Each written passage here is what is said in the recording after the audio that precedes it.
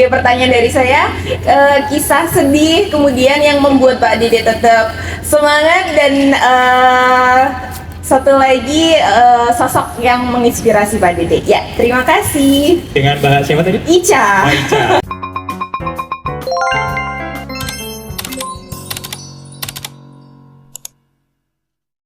Hai, halo semua. Kembali lagi dengan Ica Item di sini. Hari ini aku mau bikin konten talk show dengan Pak Dede Orchid di hari kedua Festival Anggrek pada Tricolor. Nah, ikuti keseruan aku hari ini ya. Aku sambung nanti lagi.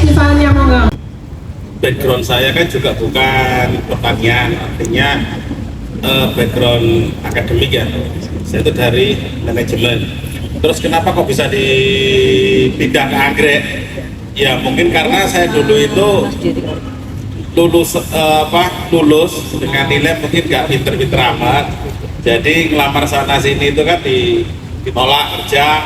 Mungkin juga waktu itu memang masih tahun-tahun krisis moneter, jadi banyak perusahaan yang kolaps. Nah, akhirnya saya nekuni hobi. Kebetulan saya hobi itu hobi nanam tanaman macam-macam sih. Nah, setelah sekian tahun dari semua hobi yang saya tekuni, saya melihat anggrek ini punya potensi yang bagus. Artinya ketika tanaman lain itu cenderung fluktuatif, harganya naik turun, tapi setelah beberapa tahun saya jalani, anggrek ini yang paling stabil. Nah, maka saya putuskan bahwa di anggrek ini bisa untuk investasi atau bisa menjamin masa depan untuk penghidupan. Di sisi lain, anggrek ini kan punya macamnya banyak sekali. Nah, spesiesnya aja hampir kurang lebih 25 sampai 30 ribu mungkin. Dan di Indonesia itu yang sudah teridentifikasi hampir 5.000. Nah, kemudian juga masih bisa disilang-silangkan. Artinya ini kan punya potensi yang sangat bagus. Mungkin beda dengan tanaman yang lain, mungkin yang jumlahnya nggak terlalu banyak. Disilang macamnya kan juga nggak terlalu banyak. Artinya kalau di anggrek kita silang mau buat anggrek, mau buat warna, mau buat anggrek raksasa, mau anggrek mini, mau bentuk apapun, warna dan bentuk. Nah itu banyak banyak macamnya, bisa diolah, variasinya banyak sekali. Nah ini saya kira punya potensi yang besar. Nah dari situ maka saya putuskan untuk serius di dunia anggrek. Ya. Dulu suka anggrek dari mulai tahun berapa, Mas? Dulu itu baru suka anggrek itu tahun 2005. Itu belum ke usaha, cuman baru seneng. Nah, seneng anggrek tahun 2005, tiba-tiba ada baru masuk organisasi namanya PAI, kemudian tiba-tiba ada tur ke Papua, Hercules. Nah itu saya punya 60.000 berangkat saya ke sana ke Papua sambil belajar anggrek. Nah itu kemudian saya harus di bisnis sekitar tahun 2007 menekuni bisnis anggrek. Iya. Itu mulai apa dulu yang dirawat, yang dipelihara? Kalau dibeli dulu, beli bibit botol awal dari 2 botol dikeluarkan. Kebun saya juga sangat kecil, cuma 1 meter kali setengah meter awalnya. Nanamnya juga sederhana, potnya dari bekas gelas aqua gitu. Berarti membibitkan ya? Bibit botolan sambil jalan, sambil belajar gilang, sambil belajar jenis-jenis anggrek, ikut organisasi anggrek untuk nambah pengetahuan anggrek. Berarti lebih banyak lebih ke sharing-sharing dengan orang penganggrek. Sharing-sharing, walaupun tidak semua yang artinya sharing-sharing, cuman ada batas-batas tertentu biasanya. Tetap harus, mungkin ada rahasia dapur yang yang itu. Ya. Tapi ini saya masih harus mengulik nih, Pak. Rahasia dapur suksesnya anggrek ini. Jadi kan dulu mulai dari memang bukan di bidang pertanian ya awalnya. Kemudian terus mungkin karena krisis, karena mungkin terpaksa juga, tapi senang menanam. Akhirnya tumbuh kecintaan terhadap anggrek dan ada inovasi. Kemudian eh, apa namanya, menyilang itu kalau dulu sampai sekarang itu sudah jadi berapa jenis? Kalau nyilang nggak sampai berapa sih, nggak ingat ya. Tapi biasanya untuk sekarang ini saya tiap bulan kurang lebih 300-an silang tiap bulan. 300 silangan Tiap bulan. setiap bulan. Setiap bulan. Itu setahun aja udah 4.000 sekian. Ya. Oh, jadi nyirang terus itu ya, Pak? Hilang yang baru kita silang buat yang baru.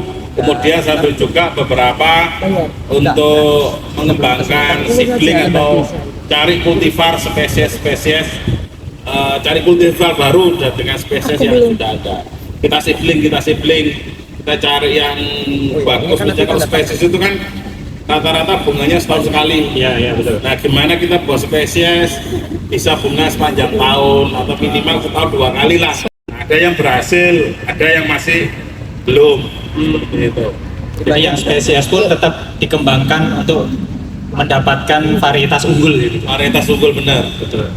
Nah, itu kan pasti juga apa namanya, tidak mudah juga perjalanannya. Ada kesulitan apa di awal merintis apa namanya, kebun anggrek itu, Mas? Ya, memang sih kalau di awal-awal kita kan terkendala sama modal. Tapi itu bukan berarti alasan untuk kita tidak berbuat. Dulu juga sempat coba mau pinjam ke bank. Udah datang ke bank juga mau pinjam buat usaha anggrek, bla bla bla bla, ternyata ditolak dengan alasan dari pihak bank itu bahwa untuk memberi pinjaman ke petani itu kata banknya beresiko tidak mengembalikan. Jadi kita belum tahu ya, belum tahu anggreknya seperti apa. Awalnya seperti itu, langsung ditolak bahwa beresiko tidak mengembalikan pinjaman dulu. Ya sudah, akhirnya mulai dari kecil-kecil dulu. Dari kecil-kecilan dulu. Dulu awal berarti kan bibit itu, terus bisa langsung menjual gitu, Mas? Atau kalau dulu nggak bisa langsung menjual sih, karena kan 2007 sampai 2013 itu kan 2011 sampai 2013 itu kan belum ada sosial media. Jadi kalau dulu itu kita menjual ya biasanya kita keliling, jual bibit keliling ke kios-kios yang ada di Kota Malang sama Kota Batu. Aktif mengikuti kegiatan pameran seperti ini.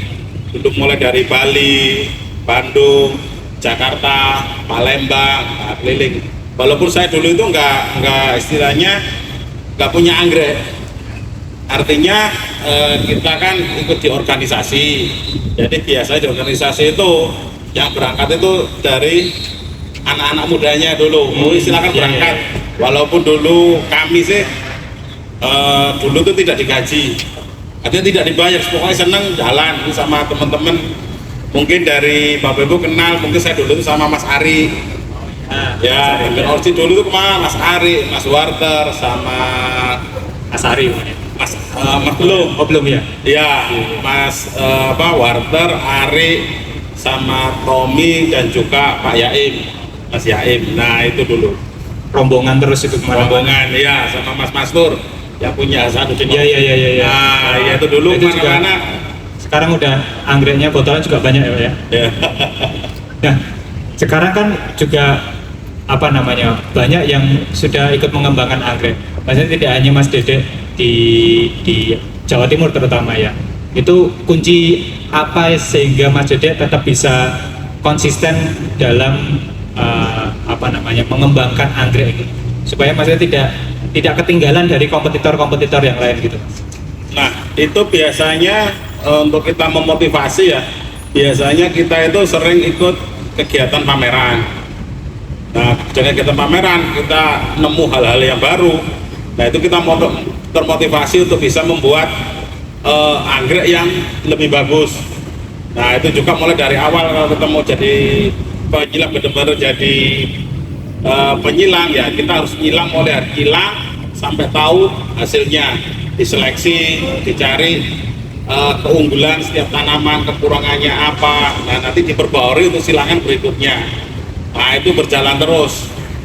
Nah, jadi setiap induk kita tahu mana keunggulan dan kelemahan setiap induk. Kalau banyak kelemahannya kita buang, cari yang baru dari hasil-hasil seleksi itu. Berarti tetap harus mencoba menyilang dan seleksi terus ya Pak? Ya, kita pengennya arah silangannya pengen kemana. Dulu awal-awal, kita fokusnya mungkin ke labellum, cari labellumnya yang lebar-lebar dari berbagai silangan, kemudian dari bentuk, dari warna. Nah, kemudian berjalan terus sekarang, untuk tingkat kerajinan gimana sih yang anggrek itu yang rata-rata bunganya setahun sekali, kita bisa nyiptain anggrek itu bisa bunga sepanjang tahun. Rajin berbunga gitu.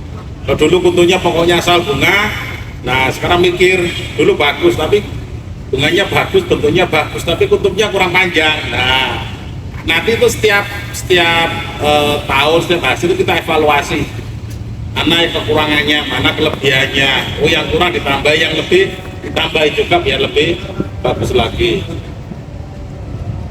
Ini kebetulan baru azan, mungkin kita rehat dulu sebentar sambil ini Mas Dede kalau mau ya kita rehat dulu ya. Oke, kita pending dulu karena ada azan sholat asar. Oke, aku matiin dulu ya. Jogja nih Mas, suhunya relatif panas, kemudian mungkin agak sedikit berbeda lingkungannya dengan dengan di tempat jenengan di Batu. Memang ada perbedaan kualitas tanaman nggak? Misalnya yang ditanam di tempatnya Mas Dede dengan di Jogja misalnya. Ya, kalau memang sih ya, anggrek itu punya karakter sendiri ya jenisnya. Misalkan saya kembangkan dendrobium. Nah, kebetulan saya di Kota Batu yang ketinggiannya menengah, dan dendrobium itu harusnya kan habitatnya dataran rendah. Nah, sebetulnya sih kalau kita nanam dendrobium, kalau ngomong dendrobium ya harusnya ya bagus itu daerah yang panas. Justru di tempat saya itu agroklimatnya kurang mendukung sebenarnya. Ya, tapi bagaimana sih kita buat mikroklimat atau buat lingkungan itu biar cocok dengan anggreknya. Maka saya itu kan membuat namanya greenhouse. Ya. Nah, yang biasanya sih yang suhu hariannya kisaran 23 sampai 26. Nah, yang anggrek yang saya tanam habitat di awalnya ya itu kan di kisaran 29, 30 sampai 30 ke atas. Nah, dengan saya membuat greenhouse itu suhu rata-rata di dalam greenhouse jadinya kurang lebih 30 ke atas. Jadi lebih panas daripada suhu di area. Panas dari suhu di luar greenhouse ya. Ya. Nah, mungkin ya saya sih kurang paham juga tentang ilmu-ilmu seperti dari pengalaman ya Mas ya? Cuma dari pengalaman. Bisa jadi mungkin karena perbedaan suhu antara siang dan malam bisa bedanya jauh, ekstrim, ya. Nah ekstrim, nah bisa jadi itu bisa membuat anggrek mungkin lebih rajin berbunga atau pertumbuhannya lebih cepat atau bagaimana. Nah ini kalau dibandingkan dengan teman-teman, tapi saya juga lihat anggrek teman-teman daerah dekat dataran rendah dekat pantai yang pertumbuhannya bagus luar biasa juga banyak.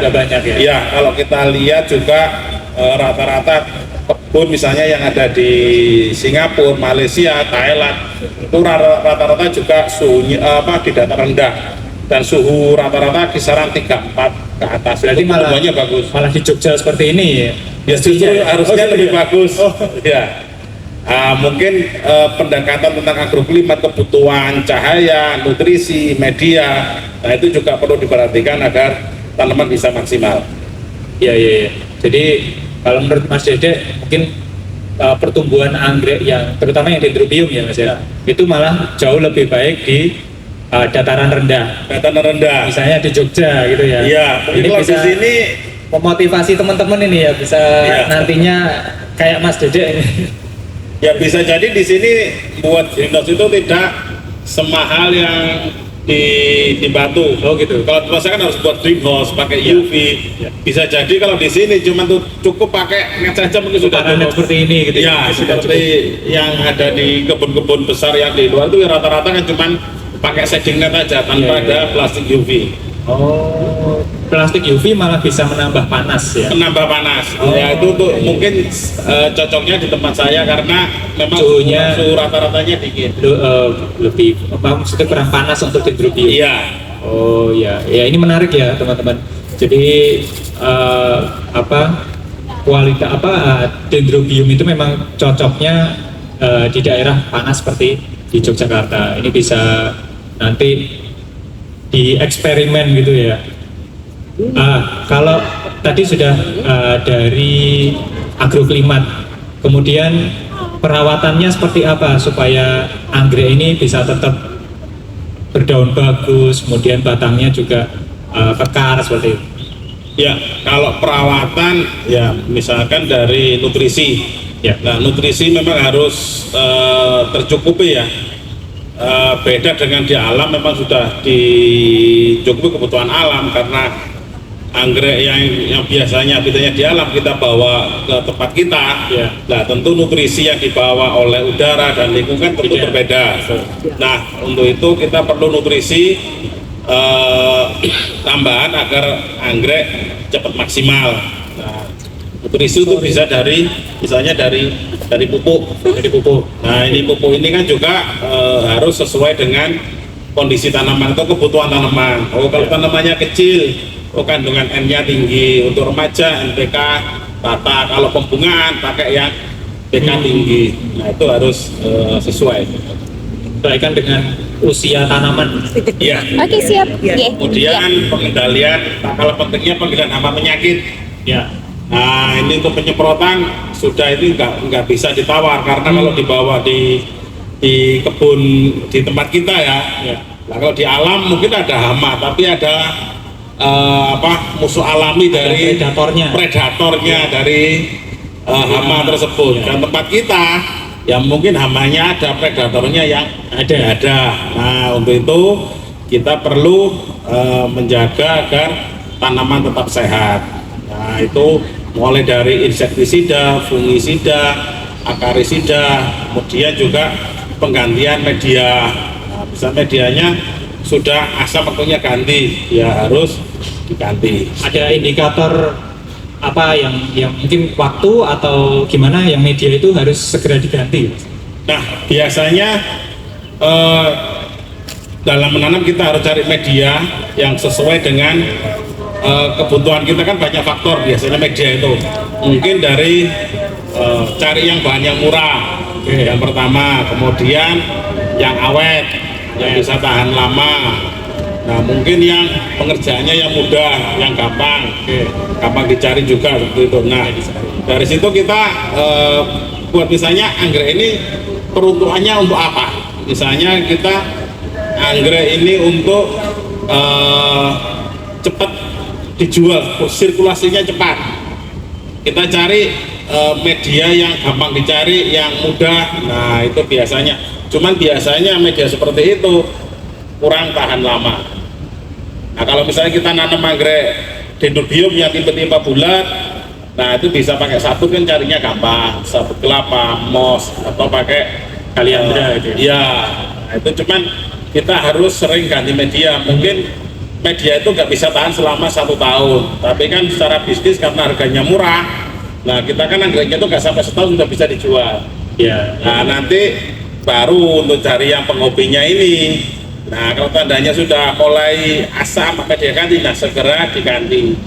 Nah, itu kan tujuannya kan kalau yang dari petaninya pinginnya Ya, lebih praktis, cepat. yang murah, Ya. cepat. Nah, tapi kalau pinginnya dari penghobi tentu kan medianya kalau bisa tahan lama, nggak Betul, ganti-ganti. betul. Nah, nanti dari bapak ibu penghobi, nanti kalau beli dari kebun atau dari ini, kalau tanda-tanda medianya sudah mulai asam, nah atau mulai akar tunasnya sudah malas gerak, Tumbuh gitu ya? tumbuh. Oh. Nah, ini segera diganti dengan media yang baru. Tentu pemilihannya juga yang tahan lama, nah yang bagus, nggak Biar nggak bolak-balik ganti bolak-balik ganti media. Jadi itu memang beda media juga beda peruntukan. Beda peruntukan, sama kayak media kalau kita nanam anggrek gula, Phalaenopsis ya, kita kan pakai Sphagnum. Iya betul. Nah, itu kan beda. Ininya gampang, nutrisi, nyerap air.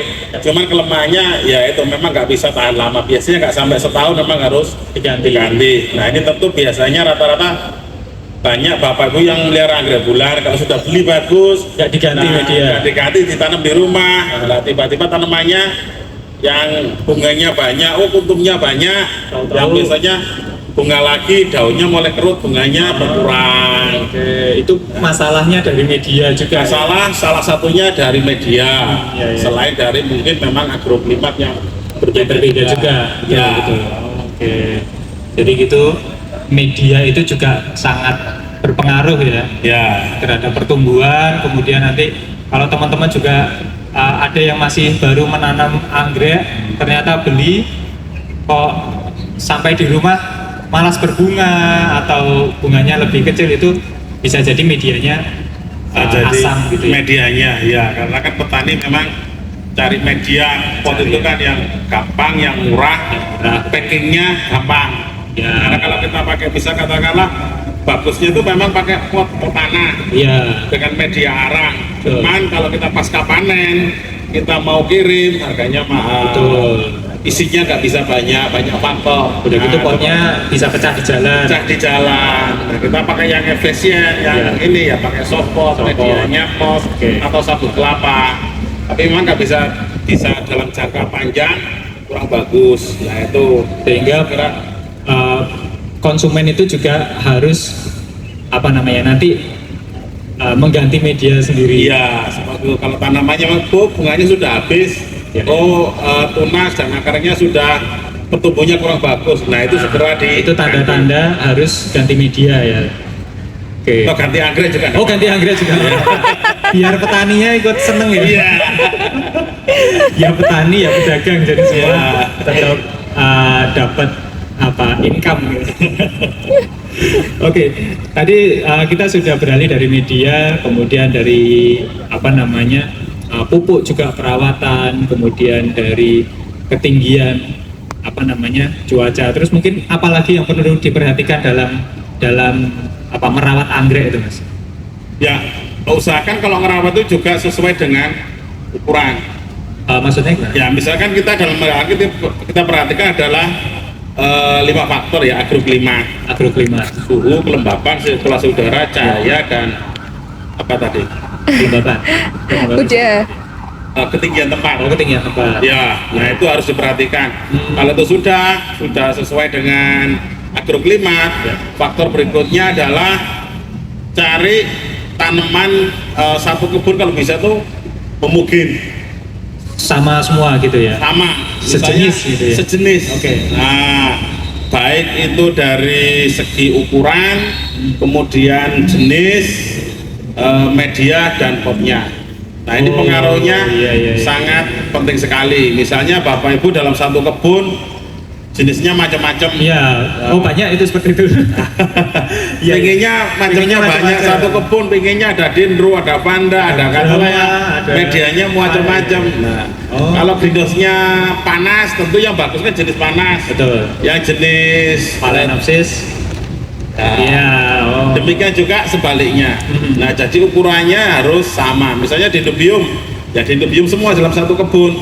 Kalau misalnya dalam satu lokasi tertentu, misalnya Ya. khusus tanaman dewasa, ya isinya dewasa dengan ukuran dan tinggi pot ukurannya standar. Oh, oke. Atau sama maksudnya. Jangan besar kecil jadi satu. Jangan. Kasihan yang kecil ya. Yang kecil itu nanti kan cahaya kalah, Oke. sirkulasi udara kalah. Tentu makin lama kan makin tertindas sama yang tanaman besarnya. Betul. Ya. Nah, itu juga perlu diperhatikan. Selain jenis, paling enggak yang kebutuhan hidupnya sama gitu ya. Sama, kemudian medianya Ukurannya sama. juga. Jadi kalau kita Oh. siram semua, Medianya itu juga keringnya seragam. Oh, bareng. bareng. Oh. Nah, jangan sampai dalam satu kebun itu medianya macam-macam, ukurannya berbeda-beda. Kita Bingung yang siram, nyiram ya. ada yang kering, ada yang masih basah. Oke. Yang harusnya yang basah dan kering dulu baru disiram, akhirnya kena siram Semua terus, siram semua. basah terus. Nah, Oh. ini akan tentu akan merusak tanaman dalam jangka waktu tertentu. Oh, nah itu juga perlu diperhatikan. Medianya ada yang mungkin pakai moss, ada yang pakai arang. Jadi satu Pakai kebun. mos itu harusnya 3-4 hari sekali. Itu setiap hari. Nah, jadi setiap hari. gitu. Nah, Dan nanti itu juga- anggreknya biasanya berkerut, mulai agak kering. Ya, Nah, ya. malah dikira ini kurang Kurang air, air. tambah dikombior lagi. Nah, bablas. Ngecembeng ya. Iya, iya. Wah, itu jadi perlu diperhatikan juga untuk hobi, juga untuk seller juga mungkin. Jadi apa namanya, disesuaikan. Mungkin satu area ukuran usianya sama, kemudian juga jenisnya hampir mirip-mirip kebutuhan hidupnya. Seperti itu. Ya. Oke. Ada tambahan lain nggak untuk budidaya anggrek itu?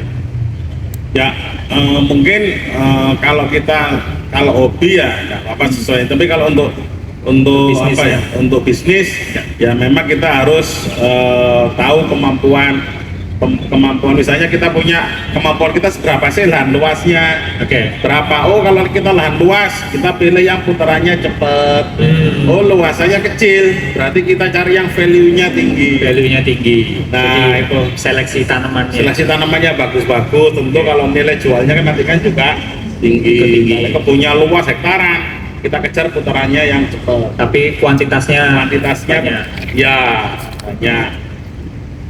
Ya. Jadi ini untuk budidaya tanaman. Oke, saya juga IO-nya mana ya Mas ya? Waktunya sampai jam berapa nanti?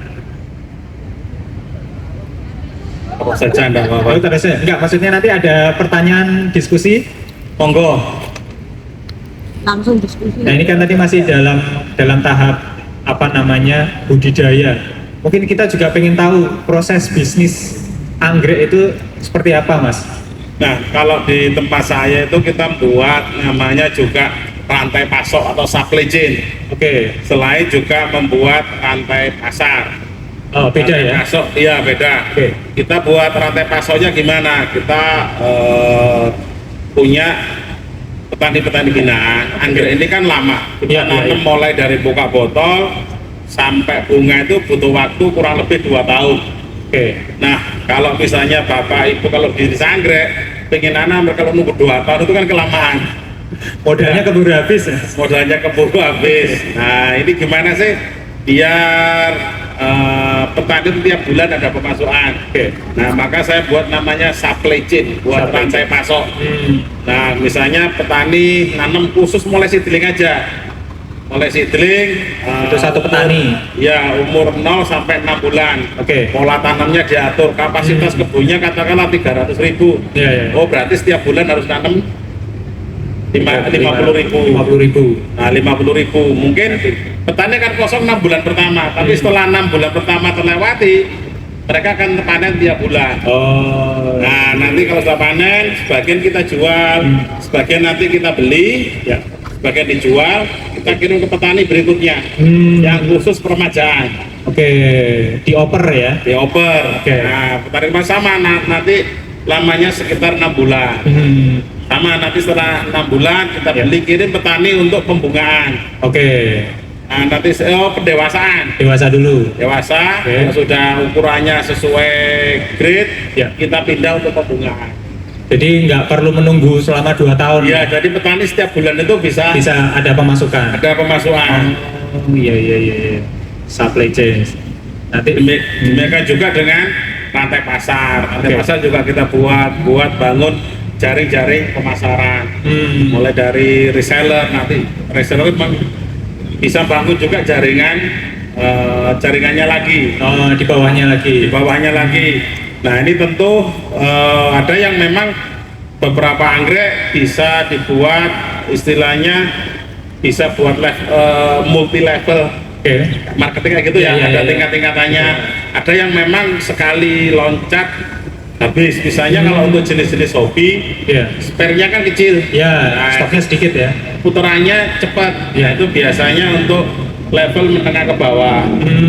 Tapi kalau yang level level yang menengah atas, Ya. yang segmen tertentu, Ya. nah itu biaya selisih harganya kita buat memang sangat tinggi, sangat Sangat tinggi, jauh, oke. sangat jauh, karena nanti kan bentuk jaringan-jaringan lagi. Jadi itu dipisah juga ya Dipisah. antara yang mungkin grup kolektor dengan Kolektor yang butuh yang biasanya untuk bakul atau tengkulak yang Iya, iya, selisihnya sedikit. Oh. Nah, kita buat segmentasi pasar juga. Oke. Kemudian kita juga diversifikasi produk. Dulu orang kenal saya di Indubium. Ya, ya. Sekarang sudah mulai jenis ada Vanda, ada Harlea. Harlea, Oke. ada Gramatobilum dan jenis-jenis yang lain. Ya, ya, ya. Berarti itu juga perlu diperhatikan dalam apa mengelola bisnis Iya. kebun ya terutama ya. Oke. Ya, belum tentu juga kita, oh ini anggreknya mahal, kita buatnya banyak biar untungnya banyak. Nggak bisa. Enggak juga berlaku demikian. Oh, Membeli iya. banyak, batasannya juga ada. Oh, Oke. segmen mentoknya kira-kira kita punya mungkin ini kita buat juga cuma 100, laku 100 saja yang eksklusif. Ya. Ya, kita buat 100 saja, jangan buat 1000. Kalau kita buat 1000 nanti 900-nya kita kemanakan? Betul. Lah itu kan akan ngendap di kebun, itu ada biaya perawatan, Iya, tiap iya, hari iya. nyiram. Betul, betul. Harusnya anggrek yang baru bisa masuk, nggak bisa masuk karena ini yang Nggak. lama nggak bisa kejual. Oh. Nah, kalau kita jual murah, nanti yang beli mahal dulu pasti kan Kecewa. kecewa. Loh, saya dulu beli sekian, kok sekian. Oh, Nah, itu kan jadi tidak akan memberikan tidak eksklusif. jadi pembeli yang loyal artinya.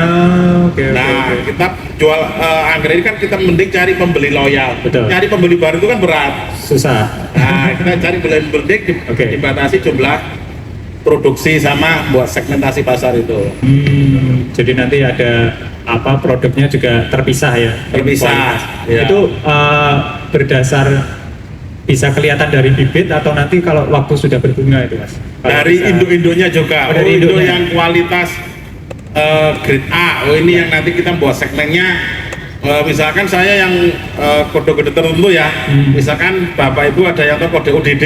Iya, iya, iya. Ya. Nah, itu dalam satu biji kita bisa buat sampai 1000 botol kan. Iya betul. Tapi kita buatnya cuma 5 botol, sisanya dibuang. Biasanya dibuang. Cuma 5 botol. Supaya lebih eksklusif. Itu lebih eksklusif. Oke. seperti itu. Iya. Jadi apa namanya itu juga apa namanya stok di pasar itu juga mempengaruhi Iya. eksklusivitasnya. Kalau sudah kita buat, stop jangan buat terus. Kasihan nanti yang investasi mau beli bibit, investasi. Mereka udah mau jual, udah stoknya udah paling gede, kita buat Iya. lagi. Mereka nggak laku, nggak Wah. mau beli lagi. Nah, bukan berarti wah angkreknya mau kita buat terus banyak-banyaknya. Ya, nggak seperti itu. Oh, jadi malah nanti itu ya kalau terlalu banyak di pasar ya itu tadi harganya jadi. Ya. Tapi berbeda nanti kalau tujuannya memang mencari marginnya kecil, tapi stoknya banyak. Gitu. Stok banyak, Oh, ya. gitu. Putarannya kan cepet. Betul. Oke. Mungkin sambil diselingi, mungkin ada yang mau bertanya nggak nih dengan Mas Dede, mumpung ada di sini. Silakan, 2 orang. Monggo, Mas. Ada mic, Mas? Ya. Silakan memperkenalkan diri. Ya, oke, terima kasih. Ya, Cik. Oke, selamat sore. Assalamualaikum warahmatullahi wabarakatuh. Waalaikumsalam warahmatullahi wabarakatuh. Kebetulan saya dari Cianjur, Jawa Barat, Mas Dede. Sampai sini, Mas. Di sini. Kebetulan lihat IG-nya, jadi mampir sekalian ke sini. Wah. Saya sebagai ini ya, guru sebetulnya di Cianjur, guru pertanian juga, Mas Dede. Maaf, namanya siapa? Saya Putra, Mas Putra ya? guru pertanian juga di Cianjur. Kebetulan di sana itu ada net house ya. Kebetulan yang biasanya yang suka anggrek itu kan emang ibu-ibu ya. Jadi atas saran ibu-ibu di sekolah. Banyak nih, bapak-bapak. Oh ada. Bapak-bapak banyak juga nih. Saya baru lihat ke belakang ternyata banyak. Tadi masih kosong. Nah untuk ibu-ibu itu biasanya kan jenisnya pengennya macem-macem gitu Pak ya. Jadi di sekolah itu saya jadi satu net house itu emang macem-macem jenisnya itu. Tadi dijelaskan juga kendalanya mungkin akan berpengaruh terhadap tumbuh-kembangnya atau mungkin lain sebagainya akan berpengaruh gitu terhadap anggrek itu sendiri. Mungkin sebagai saran tadi mungkin saya akan coba satu net house itu akan diseragamkan. Kebetulan di Jawa Barat itu yang banyak laku itu yang anggrek bulan ya, Coreopsis. Nah kebetulan yang kerjasama juga ada dengan sekolah itu, dia anggrek bulannya diimpor gitu dari Taiwan, Mas. Nah itu gimana caranya menyiasati anggrek-anggrek yang dari luar seperti itu ya, banyak masuk ke Indonesia gitu. Sedangkan kita juga kan harusnya kita lebih bisa menjual anggrek ke luar. Terima kasih Mas. Oke. Oh iya, silakan Mas Jajak. Iya. Langsung dijawab. Waduh, kalau itu yang biasa bisa menjawab itu ya yang membuat kebijakan. Nah, kalau kita di sini kan ya karena kebijakan sudah ada ya kita jalani, walaupun memang kebijakan itu terasa tidak adil bagi petani. Nah, kita tuh impor itu mudah tapi ekspor anggrek itu Angel. terasa berat sekali. Regulasinya Nah, ya. regulasinya. Oke. Nah ini kebetulan saya kan juga sudah alhamdulillah 2 tahun ini ngurus izin. Ya. 2 tahun ini belum selesai. Oh, masih belum selesai, Mas. Untuk ekspor. Nah ini Oh, berarti sampai saat ini masih belum bisa ekspor. belum bisa. Belum bisa ya. Nah itu regulasinya memang berat, berbeda. Kami juga sempat studi banding sama pembuat kebijakan pembuat kebijakan juga sih itu dibanding di Thailand. Kita buat izin itu izin udah tahu belum kelar. Coba sih di luar negeri gimana sih pembuat kebijakan di sana untuk ini. Kebetulan ke sana juga dengan Pak Menteri ke Thailand, nanya gimana di sini untuk izin buat izin ekspor butuh waktu berapa bulan sih. Nah dari petani di Thailand jawabnya cukup 3 jam selesai. 3 jam. Di sini 3 tahun. 3 tahun. Di sana 3 jam sudah bisa kirim ekspor. Ekspor. Oh. Di sini saya kemarin Di sini 2 tahun. proses 2 tahun belum kelar. Tapi Itu anggreknya keburu bunga nih Mas. Ya, tapi juga kita tidak berputus asa. Oke. Kita tetap kita jualan di dalam negeri aja juga. Oke. Masih masih menguntungkan, untungnya juga lumayan. Nah seperti itu. Mungkin juga dengan saya juga mungkin tahu alasannya kenapa sih kok anggrek ini ekspornya agak susah gitu ya. Ya bukan agak ya, susah gitu. Ya mungkin karena di Indonesia sendiri kan tempatnya plasmanuva ya. Salah satu plasmanuva terbesar di dunia. Ya, mungkin pemerintah buat Menjaga aturan itu. seperti itu, mungkin takut anggrek-anggrek spesies yang ada di Indonesia itu mungkin banyak keluar negeri seperti Bisa itu. hilang gitu nanti. Ya bisa hilang nanti, pengambilan secara berlebih keluar negeri. Nah seperti itu kita tahu, tapi dengan aturan yang seperti ini kita pun juga sudah bisa jalan. Artinya bukan berarti dengan aturan yang susah itu akan menghambat usaha kita. Betul. Selama masih bisa berjalan ya kita masih bisa bersyukur gitulah. Ya.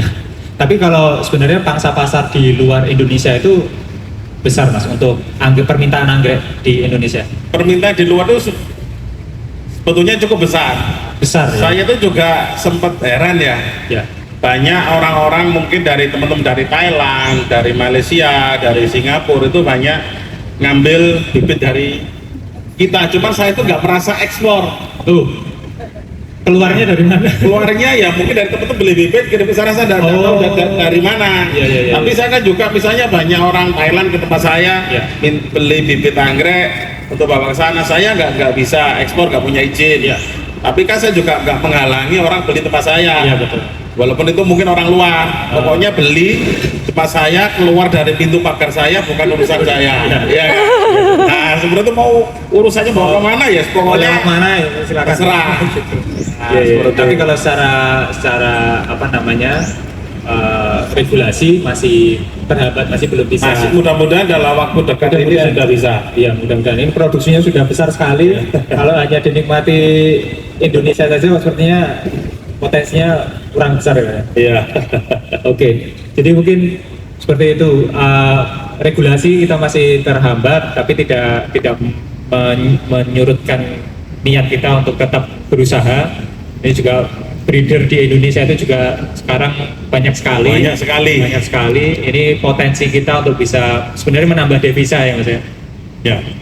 Kebutuhan kita untuk kebutuhan anggrek juga masih besar. Ya. Jadi kalau kita lihat data itu di Kementerian Pertanian di Flor itu kurang lebih masih sekitar 70% kebutuhan anggrek itu masih impor kita. 70% itu dari luar. Dari luar. Jadi walaupun ekspor regulasinya susah, tapi sebenarnya pasar potensi dalam negeri itu masih tinggi. Gitu. Ya. Ya, berarti masih terbuka kesempatan sangat besar untuk Ya, ya setidaknya meminimalisir impor ya Mas ya. ya, Jadi kita produksi dalam negeri kita tingkatkan. ya. Ya. Minta tangan untuk kita semua. Ini pasar kita itu sebenarnya juga cukup menggiurkan. Itu kita dapat 1% saja sudah Ya, besar sudah. sekali.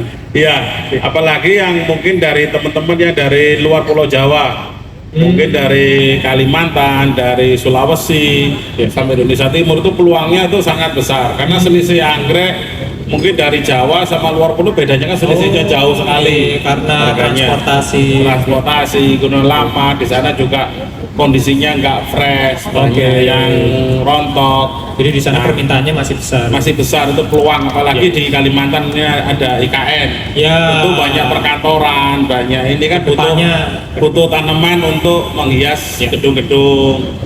Nah, ini sangat besar itu terbuka. Jangan berkecil hati, masih bisa, peluangnya masih sangat besar. Ya, mungkin itu jawabannya Mas. Ada yang belum di ini? Sudah ya, sudah cukup. Ya, terima kasih. Mungkin banyak, silakan. Iya. Mas. Ya. Oke, silakan. Perkenalkan diri. Iya. Iya, sebelumnya.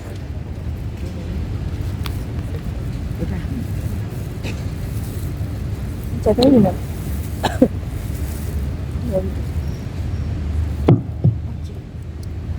Ya, sebelumnya terima kasih banyak waktunya. Selamat sore Mas Hadi dan Pak Dede.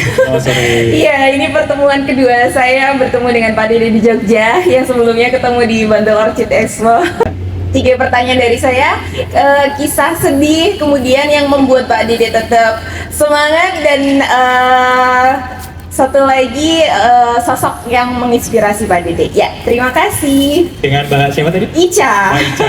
Oh, Mbak Ica ini sudah ketemu 2 kali dengan Mas Dede. Iya. Pertanyaannya sama nggak nih? Beda. ya? Beda. Oke, iya silakan Mas.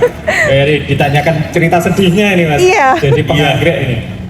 Saya kira kalau cerita sedihnya mungkin ya sama sih dengan teman-teman penganggrek yang lain. Biasanya orang beli banyak, nah kadang-kadang nggak terbayar, dan itu kan sudah biasa ya. Saya kira hampir semua kebun juga mengalami hal yang sama. Iya. Dulu sih waktu kadang-kadang kita juga pernah ngalamin awal-awal merintis, kadang-kadang kita kan nggak punya anggrek, cari sana kemari, dulu jauh sih sampai butuh seharian, ada orang minta beli kadang-kadang 10 gitu aja, kita sampai seharian nyari anggrek itu ke kebun teman. Nah, kadang-kadang kita sudah beli banyak ya, orang belinya kadang-kadang 5 juta Ya. untuk kita dapatnya kali 500, udah banyak sekali ya. Ya. Itu kita kadang-kadang sering beli udah dibayar, bawa pulang, ketika mau dikirim kadang-kadang di cancel. Nah, saya kira hampir semua mengalami seperti itu. Nah, kadang-kadang juga masih mending sih kadang-kadang kalau masih di cancel nggak jadi, kadang-kadang udah dikirim Nggak dibayar. nah itu sering. Itu masuk kita penipuan mulai- Nah itulah dari pengalaman seperti itu coba kita belajar, tentu lebih bagus lagi, harus kita jualnya harus hati-hati, nggak semua orang itu artinya kita jangan takut melangkah atau berbuat. Orang baik tentu kan ada, orang jelek ada. Tapi kalau kita takut melangkah, takut ketipu, kita nggak akan pernah ketemu orang yang baik. Betul. Bisa jadi customer yang loyal tiap bulan mereka tiap belanja. Tapi kalau kita takut dari awal, Malah berhenti ya. ada peluang, kita takut melangkah seperti itu. ketipu istilahnya ya. Ya itu sudah Sudah biasa ya dalam Iya, bisnis. Dalam bisnis pasti dalam ada. bisnis, pastilah teman-teman semua saya kira juga pernah ngalami. Seperti itu. Nah itu mungkin penanggulangannya sekarang gimana Mas? Mungkin harus ada SOP-nya kah atau seperti apa? Ya saya kira bisa juga teman-teman misalkan dalam banyak kan grup-grup anggrek Oke. bisa pakai rekening bersama. Memang harus ada seperti yang bayar lebih, tapi itu Lebih aman. lebih aman. Ya tapi kadang-kadang orang cenderung ya mau dapat duit banyak ya udah langsung aja. tingginya cepet-cepet. Nggak taunya izong. Waduh, barang sudah dikirim, uang Nah. nggak nyampe. Wah ini juga. Nah, ya masalahnya banyak juga, masalah dukanya dari awal-awal Iya. kita ini anggrek yang bagus ini, kita silang buat banyak. Nah, ternyata yang terima pasar silangan kita sedikit.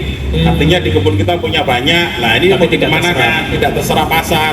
Nah, ini solusinya gimana? Iya. Nah, apa kita mau dijual murah juga takut Menurunkan pasar. harga. Nah, solusinya gimana? Nah, dulu saya sumbangkan ke sekolah-sekolah. Iya. Berapa ada Itu kegiatan juga event-event. bisa bermanfaat ya. Ya, di satu sisi kita ngurangi pengeluaran harian. Betul. Di satu sisi tanaman yang harusnya dibesarkan dapat ruang. Langsung. Dibesarkan. Iya, di satu sisi bisa juga sebagai sarana untuk Promosi. promosi. Nah, seperti itu. Di banyak sebenarnya masih bisa bagaimana kita bersikap untuk menghadapi masalah-masalah ini. Ya? Iya, nah itu. Itu Mbak Ica. Mungkin ada yang terlewat nggak? Panutan. Kenapa? Panutannya Oh, panutan, Pak Adi. ya. Sosok yang menginspirasi Pak Dulu kan, Dede. kalau Sebelum- sekarang Mas Dede ini jadi panutan Iya. beberapa penghobi, bahkan Iya. mungkin penggemar anggrek juga top bisnis anggrek ini Mas Dede ini jadi panutannya. Iya. Kalau dulu sebelum jadi seperti sekarang ini panutannya siapa Mas? Dulu sih ya banyak sih, terutama dari penganggrek senior ya. yang ada di Jawa Timur. Secara nggak langsung, walaupun mungkin beliaunya nggak sharing langsung, Ya. tapi dengan saya sering main ke kebunnya, ini saya sebagai sarana untuk saya itu belajar. Oke. Jadi saya dulu kalau ke kebun orang itu bawa buku, saya cateti. Oh silangan ini dengan ini, saya kumpulkan. Oh yang ada silangan indiu, apa? Saya kumpulkan, saya foto, saya buat. Resume. Indi itu punya mewarisi gen apa sih? Kumpulkan lasiantera, silangan saya kumpulkan. Ada yang silangan besi, nah itu buat sarana belajar. Oh kalau kita nyilang misalnya dari gen nindii rata-rata, oh lidahnya lebar, warnanya rata-rata ungu kebiruan. Ya. Oh kalau anggrek rata-rata kalau silangan dengan besi, bunganya tebal, baunya wangi, pohonnya bagus. ya. Nah, itu sebagai bahan belajar. Kalau nggak ada mereka, saya ngomong lagi dari nol. Dari nol. Dari nol itu Waduh. mungkin Bapak Ibu apa ya? Udah tahu nggak nyilang anggrek itu kita nyilang sampai butuh bunga itu butuh waktu kurang lebih 4 tahun. 4 tahun baru. Jadi baru kalau lihat generasi bunga. ke-10 berarti saya untuk buat anggrek yang saat ini butuh waktu 40 4 kali 10 tahun ya. Iya. Iya, 10 Nah generasi. ini tentu peran dari senior-senior anggrek itu sangat penting bagi perkembangan anggrek buat saya.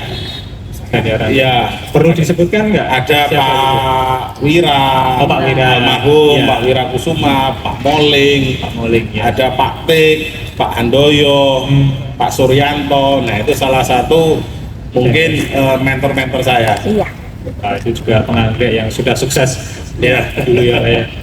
Ya saya juga dulu sempat kecilnya itu mainnya ke tempat Pak Moling. Ya. Luas sekali itu. Iya. Ya cuma saya nambahi 2 dari sisi bisnisnya. Bisnisnya. Mereka beliau-beliau adalah penyilang yang hebat. Saya belajar tinggal nyilangkan.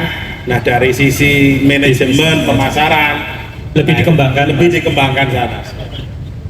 Jadi terus melanjutkan apa namanya legacy ya. Ya. Jadi dulu silangan-silangan mungkin induknya juga masih dipakai. Ya dulu masih sering pakai, jadi hasilnya lebih bagus. Nah tentu yang induk yang lama kita kurangi untuk isi yang jenis baru-baru. Betul. Jadi Seperti putar itu. gitu. Iya. Nah, mungkin itu ya ada beberapa senior anggrek memang dijadikan panutan karena tidak mungkin kalau kita menyilang dari spesies lagi ya. Ya, Itu- ulangi kerjaan orang juga. mungkin tahun 30 orang baru ngilang spesies kita awal Iya betul itu. sama ya, hasilnya kita sudah tahu. Iya, iya, Oh iya. ini bunganya setahun sekali, bunganya seperti ini. Nah, tentu kalau dari sisi bisnis tentu kurang, tapi memang ada celah-celah atau segmen sendiri. Memang orang-orang anggrek itu yang sukanya misalnya primary hybrid. Nah, Oke. memang ada sendiri, Ada pasarnya ya. ada pasarnya Iya. sendiri, cuman nggak banyak. Oke. Ya. Mungkin itu itu aja. Ya. Ya ada lagi pertanyaan 2 orang, silakan. Assalamualaikum semuanya. Ini namaku Leona Javier Sajada dari Kembang Gede, Pajangan, Bantul. Oh, dari Menanya Bantul, ini. ya. Anggrek kan banyak ya variannya. Saat ini sudah ada ribuan spesies. Tapi kok jarang ya ada anggrek yang bunganya itu biru. Bahkan banyak silangan yang belum biru sama sekali. Itu apakah suatu saat nanti akan ada anggrek yang bunganya biru banget atau biru langit gitu? Itu suatu saat nanti akan ada nggak? Iya. Anggrek yang berwarna biru. Ya, Wah ini kayaknya belum pernah ada atau memang birunya itu susah gitu. ya memang ada sih beberapa anggrek yang memang menghasilkan warna biru. Ya. Ya, misalkan di Panda contohnya kan sudah banyak. Memang tidak di semua jenis anggrek, tapi kalau warna biru rata-rata di jenis Panda. Panda, Misalkan ya. ada Patkara Blue, Sunshine Blue. Ya. Mungkin kalau di Dendro mungkin ada jenis spesies, tapi mungkin kadang-kadang apa mata orang anggrek ini agak gimana ya. Kita ada nilai blue, tapi kalau kita baru ngomong sama orang baru kenal anggrek, ini ungu, blue. Iya. Anggrek ini blue, tapi orang ngomong ini ungu, Iya, pasti iya. kan blue. Betul. Iya. Ada sih beberapa yang biru dari Dendrobium ya juga ada, juga memang nggak sebiru banyak. di Vanda. Ya, karena kita dari spesiesnya memang jarang ada yang biru, jadi kita ngulik-ngulik untuk cari yang biru. Ya. Itu memang agak susah. Yang pertama, kemudian kita buat anggrek biru, kita selfing atau kita crossing dengan warna-warna yang kita pengen biru, Malah itu berubah prosentasenya kecil. Oh, kecil, Ada ya. yang biru, Ah. misalnya induknya biru. Kadang disilang persentasenya biru mungkin muncul cuman 10%. Oh. Nah, kalau kita mau muncul biru ya mungkin kita harus mengelompokkan lagi yang warna biru-biru, disilangkan lagi Ya. sampai turunannya ke berapa. Nah, mungkin bisa menghasilkan warna yang biru. Kemudian juga mungkin dari sisi materi apa ya, materi untuk indukan memang terbatas untuk warna biru. Jadi kita mau fokus di biru butuh waktu memang cukup lama. Ya, kecuali kalau warna yang ungu memang materi indukannya sudah banyak. Ya. Dari spesies kita gampang buat warna ungu, warna putih itu mungkin jauh lebih mudah. Yang hitam malah sekarang sudah mulai bisa dikembangkan ya. Mulai dikembangkan sudah mulai banyak. Mulai banyak yang bisa Cuma keluar. kita harus apa ya, istilahnya kalau dulu kan orang ngilang pun nggak ada warna hitam, Ya. tapi ada 1-2 keluar hitam. Nah ini dikeluar sebagai induk. Nah ini itu disilangkan lagi, mau di saving mau DB. Nah persentase hitamnya kecil. Ya. Nah, hitamnya juga kalau bikin hitam banyak ya disilang dengan anggrek yang punya gen hitam. Nah, misalkan ini 10, di sini yang jantannya 10% katakanlah kemungkinan ya. Ya. Yang satunya 10% disilangkan, nanti kemungkinan 20. Oke. Bisa Yaitu terakumulasi ya. Iya, lebih banyak. secara akumulasi, padahal kadang-kadang di praktiknya juga nggak demikian Iya. ya. Nggak bisa Kita hitung bisa lebih, matematis bisa ya. kurang, Ah, tapi iya, iya. kita hitung secara cari gen hitamnya biar lebih besar. Bisa Itu ngumpul butuh lagi. beberapa generasi. Generasi. Kalau dulu kita buat hitam itu kan dari induknya black spider ya kalau di Black Dendrobium. spider, ya. Tapi sekarang black spider pun buat silangan juga persentasenya mungkin di bawah 10% yang warna hitam. Tapi Ya, sekarang dengan generasi yang lebih hitamnya lebih banyak, pun persentasenya bisa lebih besar. lebih besar. Mungkin sudah 15, 20, mungkin bahkan 40% sudah bisa keluar. Sudah final belum ya ini hitamnya nih Mas? Belum sih. Belum ya, masih terus di iya, kalau mau seleksi ya itu dari hitam, cari jantan yang hitam lagi, nanti seleksi yang paling hitam, seleksi yang hitam, silakan yang lain yang Iya, iya, iya. terus gitu nanti Oke. biar persentase hitamnya lebih besar. tinggi, lebih besar. Wah, ini nanti kalau mau nyari anggrek-anggrek hitam nih di Mas Dede juga banyak ya. Teman-teman lain juga banyak. Teman-teman Ya. lain juga banyak. Cuma tadi pertanyaan Mas Leon tadi ya. Itu biru ya, memang biru ini kalau di Vanda ada malah ya. Ada itu kan dari biasanya dari ini apa Sporulea. Nah itu penghasil gen warna biru. Kalau di dendro itu ada sih cuma dataran tinggi di atas 1000. Ya kayak apa plok atau apa itu dendro plok. Nah itu memang biru sekali kayak stabilo. Cuman di dataran menengah rendah nggak bisa hidup. Wah, itu Nah, juga itu kita susah lagi. tantangan untuk hilang. Yang merah sekali juga ada ya di pegunungan nih kayaknya. Ada juga sama itu. Nah itu juga menjadi apa ya, memang eksklusivitasnya ada di gunung. Saat kita coba budidayakan di ini karena tidak sesuai apa lingkungannya ya pasti Ya sulit. dari breeder pun juga punya tangan pingin anggrek yang